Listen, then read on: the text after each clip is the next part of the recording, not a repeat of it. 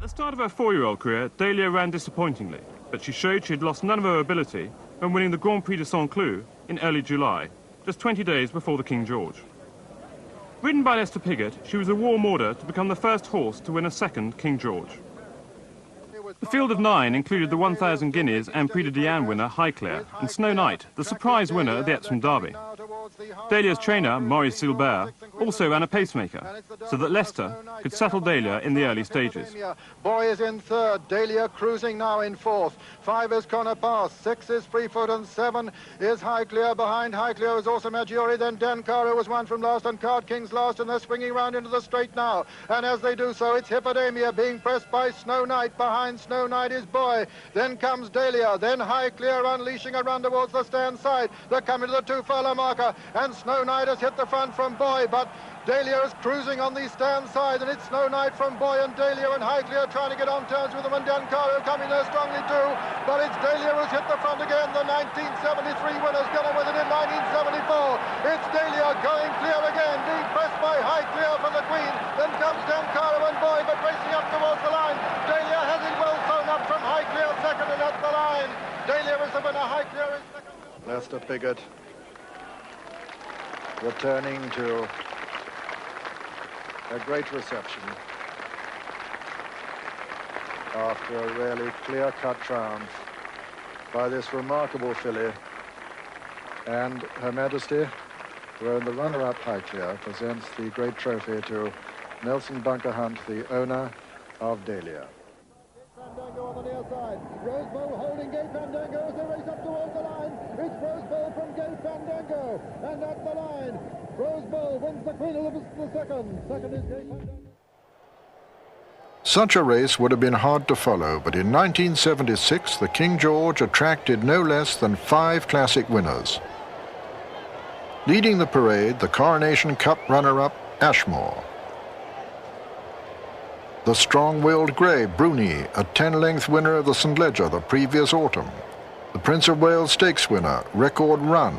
The Irish Derby winner, Malacart. French Derby winner, Youth. And the first filly to win the English and French Oaks since 1864, Pornice.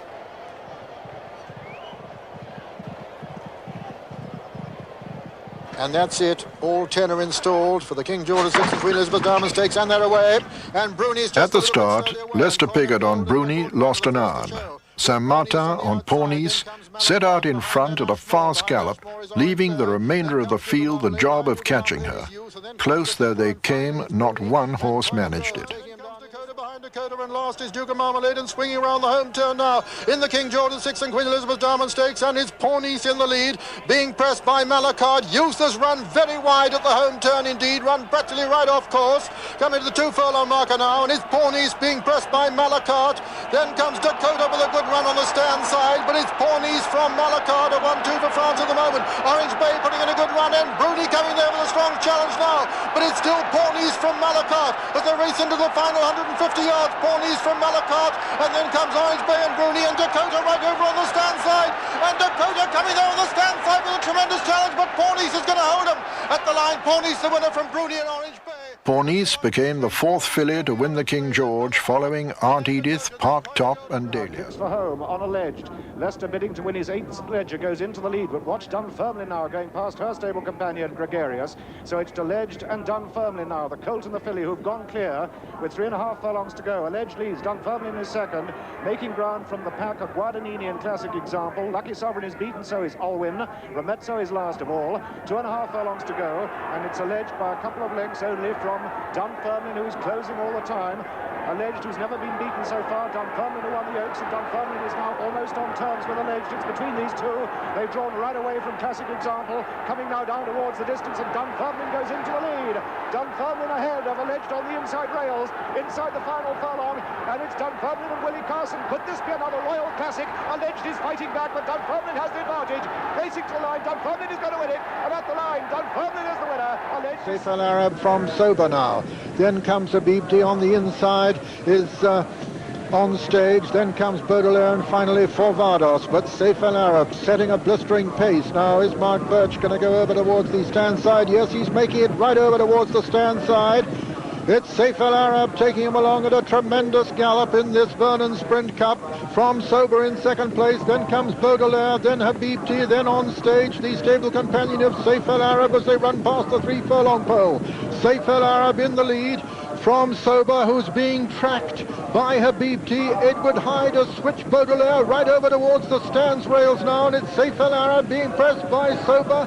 Then Habibti travelling very smoothly just in behind him. Baudelaire's got it to do on the stand side, and now Sober and Habibti. Habibti coming there very strongly now to take the initiative of Sober, and it's Habibti going away from Sober. Baudelaire not going to get in a challenge at all, and Habibti is going to become the first English-trained filly to win the Vernons. She's striding away to win it very comfortably indeed, and Willie Carson makes this a procession at the line. Habibti is the winner, and Sober is second, and on stage is third, and 4 Barbados, and 5 Saif El Arab, and 6 and last was Baudelaire. And so the result of the 1983 Vernon Sprint is first, number 9 Habibti, owned by Mr. M.A. Mutawa, trained by John Dunlop and written by Willie Carson. Second was number 3 Sober, owned by Mrs. Muriel Hills, trained by David Chapman and written by David Nichols.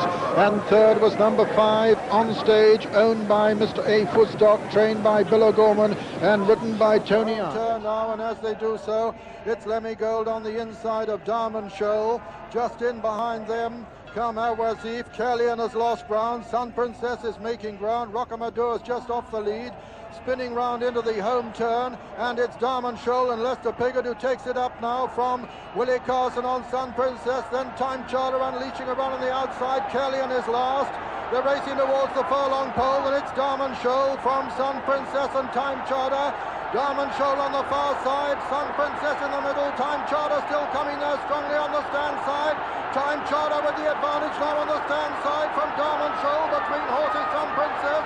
Time Charter with the advantage as they race towards the line. Joe Mercer's going to win it, and at the line Time Charter wins it from Diamond Shoal, second Sun Princess third. 4 was our first foal of Stumped, winner of the Child Stakes in England, a Group 3 stake. She, a granddaughter of Lucasland, one of the toughest fillies we saw in Europe of recent years. Champion sprint. Anthony Stroud, Sheikh Mohammed's racing manager, tells the story of Sonic Lady's purchase for $500,000 at the Fasig-Tipton July sale in Kentucky. She was an exceptionally good-looking individual. She had a lot of presence, and whenever she walked out, she looked as if she was the queen of the sales. She was a real character, and she had very good conformation. She was by an exceptionally good horse, Nuria, and out of a good mare, Stamped.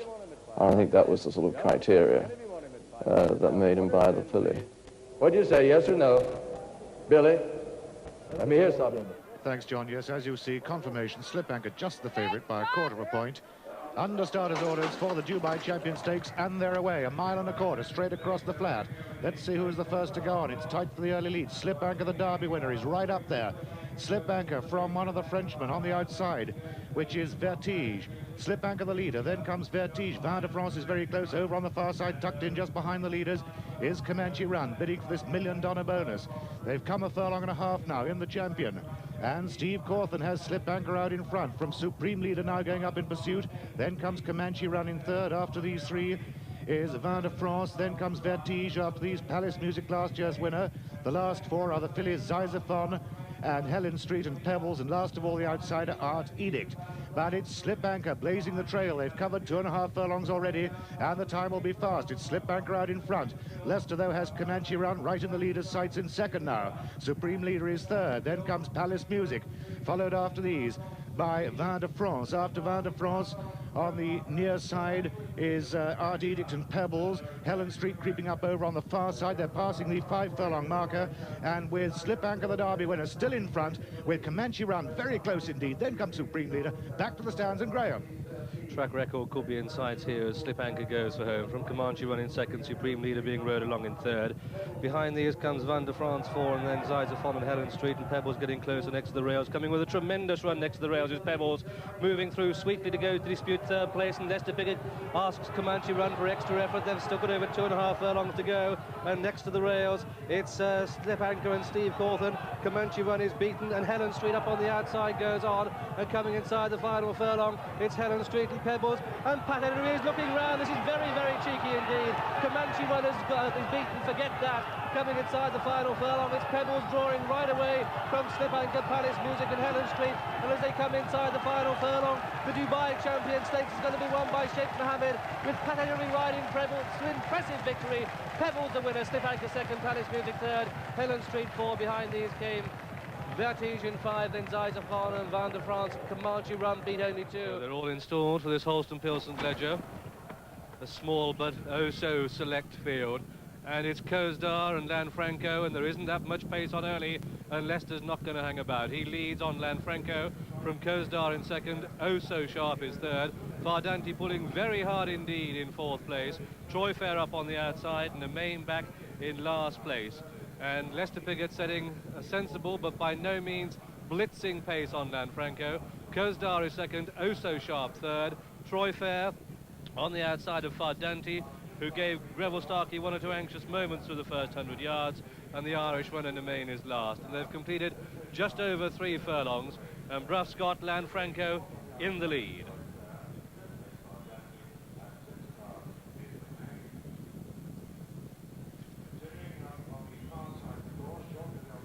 So it's Lanfranco leading from Kozdar in second, and then Oh So Sharp is third.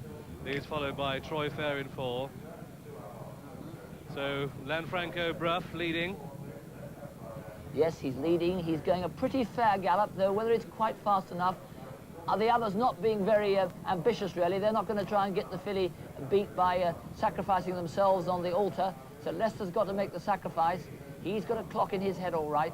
It's a long, long way here at Doncaster. You've got 4.5 furlongs straight and a lot of wind in their faces.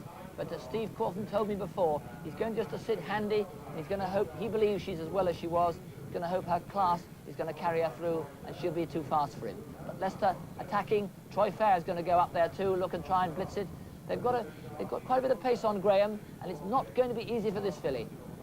And Leicester has definitely quickened the pace through the first mile and so now, and it's Lanfranco the leader from Troy Fair up on the outside. Kozdar back in third place. Oh So Sharp 4, Fardanti 5, and the main in fifth and last. And Paul Cook trying to make use of Troy Fair's stamina by attempting to get up on the outside of Lanfranco, but Lester Piggott quickened the pace, and they're now turning for home. Just over 4 to go. It's Lanfranco in the lead from, in second place, Kozdar, the pale jacket of Troy Fair, and Oh So Sharp really beginning to motor now. So with 3.5 furlongs to go in the Holston Pilsen Ledger, it's Lester Piggott who looks round to see where Steve Cawthon and Oh So Sharp is, and Henry Cecil, if either of these two front horses win now, he's going to become the first trainer ever to win £1 million in prize money, and it's the Battle Royal. Just over 2 furlongs to go, and the filly goes for home. The favourite strikes, commits and goes, and Steve Cawthon really has it all to play for. 1.5 to race, and it's Oh So Sharp, but look at this, Fardanti is trying to come with a run. Kozdar comes with a run, Lanfranco next to the rails. Just over 1 furlong to go, and it's the filly Oh So Sharp in the lead. Trying to come back next to the rails is Lanfranco. It's Oh So Sharp from Lanfranco, but Fardanti, the joker in the pack, staying on. However, the Fillies going to win it coming up towards the line. Oh So Sharp wins the ledger. Oh So Sharp, Fardanti, Lanfranco in the main. These clear from Kozdar, and Troy Fair will stay on off. That is absolutely brilliant. Trainer Henry Cecil has become the first training millionaire. Steve Cawthon, the American jockey, wins on Oh So Sharp, the 11 to 8 on. She's been very relaxed. She was led around by her devoted lad, Bernard Rappert. The public have latched on to Triptych from 11 to 4 this morning into 6 to 4. They're calling now, and 13 to 8 Triptych. It's 6 to 1 bar. There's money for Sharp Noble, as you've known. It's now a 50 to 1 chance. You know, 500 to 1 with me. But my noble lord, 2 ladies in Britain today. There's Triptych and there's Madonna. Who's more popular? Here, it's Triptych than Madonna. Well, with me, there'll never be any question, really. Although, I must admit, I've never met Madonna. I have patted Triptych, and I've loved her for a long, long time. The best of luck to her, and over to you, Graham Good. And I remember trainer Patrick Leo and Bianca saying that she has to show a little bit of temperament going into the stores, and Triptych did just that. That's it, but they're all in store for the Matchmaker International. That's it, and away they go. 1.25 miles the trip, and Sir Harry Lewis, ridden from the front again. Best advantage of his stamina. He's up with the pace early on, and that one leads, but now it's Most Welcome that comes to take it up. Most Welcome and Motley up on the outside. So it's Motley and Most Welcome from Sir Harry Lewis. The pace is strong. Alan Malord is 4, Love the Groom 5, Shady Heights 6, Triptych 7, Sharp Noble 8. Ascot Knight is racing very wide of the group, and last of all is Show Me Air. Ascot Knight is the one at the top of the picture on the right. There you can see camera angles do make things very deceptive indeed, doesn't he? That's Ascot Knight on the extreme left. The rest have got 7.5 furlongs to go, and it's Most Welcome in the lead. From Motley in second and Love the Groom third, with Ascot Knight racing very wide up on the outside. They pass the 7 furlong pole, and next to the rails, from the camera angle in the stands, would see Most Welcome in the lead, but our camera angle gives it to Ascot Knight. Ascot Knight from Most Welcome and Love the Groom and Motley. Then Alan Malord, and behind that one comes Sir Harry Lewis. Past the 6 furlong pole, and it's Ascot Knight on the outside of Most Welcome. Behind these comes Motley, then Love the Groom. Shady Heights tries to make a bit of ground. Alan Malord not done with. They're halfway in the Matchmaker International, and Most Welcome on the inside of Ascot Knight. Not much to choose between the two now, and Most Welcome, Paladary pulls down his goggles. It's going to mean business, but Walter Swinburne comes down the centre of the track from where he won the previous race. So on the extreme right is Most Welcome, and Pat Edery ploughing a lone furrow. All the other jockeys in this top-class race have come down the centre to stand side, and it's Ascot Knight who leads that bunch. Behind these comes Alan Malord and Sir Harry Lewis and Motley and Love the Groom, and Shady Heights being ridden along. Show Me Air won't be winning. They've got 2.5 to go, and Ascot Knight has it. Ascot Knight, Most Welcome on the far side. Motley in behind these. Triptych, the favourite, travelling there very smoothly indeed. They've got 2 to race, and it's Ascot Knight and Motley tracked by Triptych. Most Welcome is out on his own on towards the right. Then behind these comes Sir Harry Lewis, just over a furlong to go, and it's Triptych now in the pale blue who throws down the challenge to Ascot Knight, and Triptych quickens up inside the final furlong, and Triptych goes on by 2 by 3 to Ascot Knight. Going to be close to third, but Triptych wins this. What an incredible mare. Triptych, Ascot Knight to Harry Lewis. Triptych, Ascot Knight second to Harry Lewis third. Motley 4, Most Welcome stuck in the mud on the far side 5th. Behind these came Love the Groom in 6, Alan Malord 7, Show Me Air 8, Shady Heights 9, and last of all was Sharp Noble. And so the result of this Matchmaker International, it's a win for number 4, Triptych, owned by Mr. Alan Claw, the 13-8 favourite, trained in France by Patrick Louis Biancone, ridden by Steve Corbin. Champion Stakes with Indian Skimmer breaking smartly, trusted partner on her inside, Galitzin right up there towards the outer with Shady Heights, and just in behind these is Lord Bud as they head up the course. And it's Indian Skimmer on the inside, Shady Heights on the outer. Between horses is Galitzin, 4 is Triptych, behind Triptych Lord Bud, and then comes Fair Judgment. They're followed by Persian Heights, and behind Persian Heights is Trusted Partner, and then Curio. They're nearing the top left-hand turn, and Galitzin and Brian Rouse on the inside, Shady Heights on the outer. Indian Skimmer a length off them, Lord Bud 4, Fair Judgment 5, and they're followed by Persian Heights as they go into the turn across the top of the course. Galitzin is the leader by about half a length from Shady Heights in second, a length back to Indian Skimmer the Grey, 2 lengths then to Lord Bud as they make the bend into the straight. Persian Heights going very smoothly on the outside. They're turning in now towards the straight, and as they do so, it's still Galitzin the leader from Shady Heights in second place. Indian Skimmer a couple of lengths back.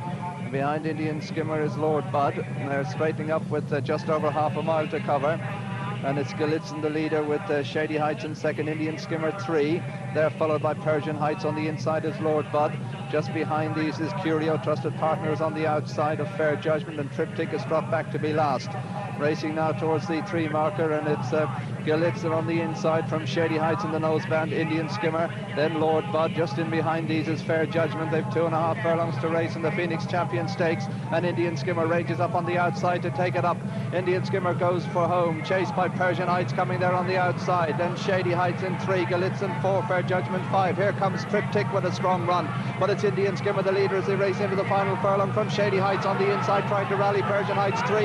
Triptych's coming home really well on the outside. Indian Skimmer is the leader from Shady Heights, and Triptych is bearing down on them as they race to the line. Indian Skimmer the leader, pushed out by Michael Roberts. She's going to win it. Indian Skimmer wins it for Henry Cecil. Shady Heights is second, Triptych is 3, close for 4th between Persian Heights and Lord Bud, then Fair Judgment. Under orders, and they're away.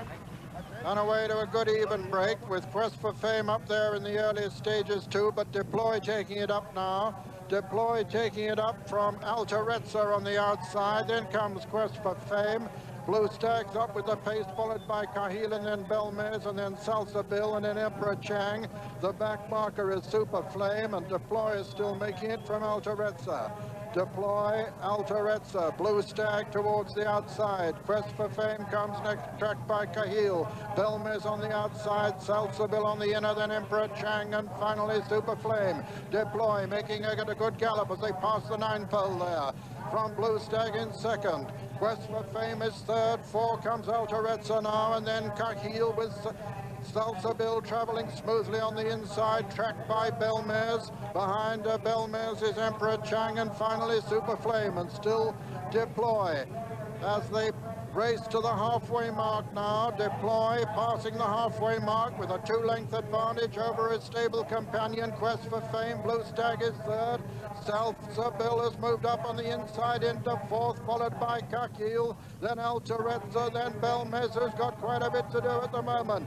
Deploy still from Quest for Fame. Salsa Bill, the filly, a clear third now, ahead of Blue Stag as they begin to run downhill towards the home turn. Still Walter Swinburne taking him along on Deploy. Then comes Quest for Fame, then Salsa Bill, then towards the outside is Blue Stag. Belmez getting a very lot closer now and moving nicely in behind the principals as they race towards the home turn. Deploy still has the advantage from Quest for Fame. Blue Stag in third. Salsa Bill has lost a little bit of ground on the turn. Belmez making ground towards the outside. 3 furlongs to run now. And it's Deploy from Quest for Fame. Then comes Blue Stag, Belmez on the outside. Salsa Bill being chased along. They're coming to the 2-furlong marker. Deploy has the advantage from Quest for Fame. Salsa Bill moves into third. Belmez challenging on the outside. Salsa Bill delivering a tremendous challenge now to Deploy, and it's Salsa Bill who comes to challenge Deploy now. The filly is going to win the derby. Salsa Bill is fighting away from Deploy. Willie Carson maintains his tremendous form. Salsa Bill has won the derby. Deploy is second. Belmez is in a photo for third with Blue Stag and may have just got third from Blue Stag on the far side. Quest for Fame disappointing in between the two.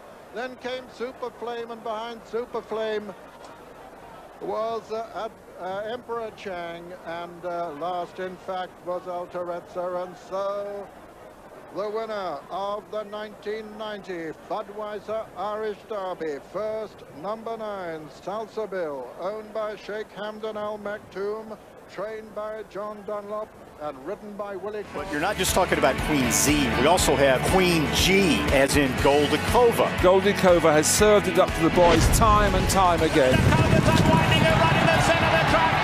Are we to see history this afternoon? Goldikova, untrue champion, 3 Breeders' Cup wins. That is the purity of this sport.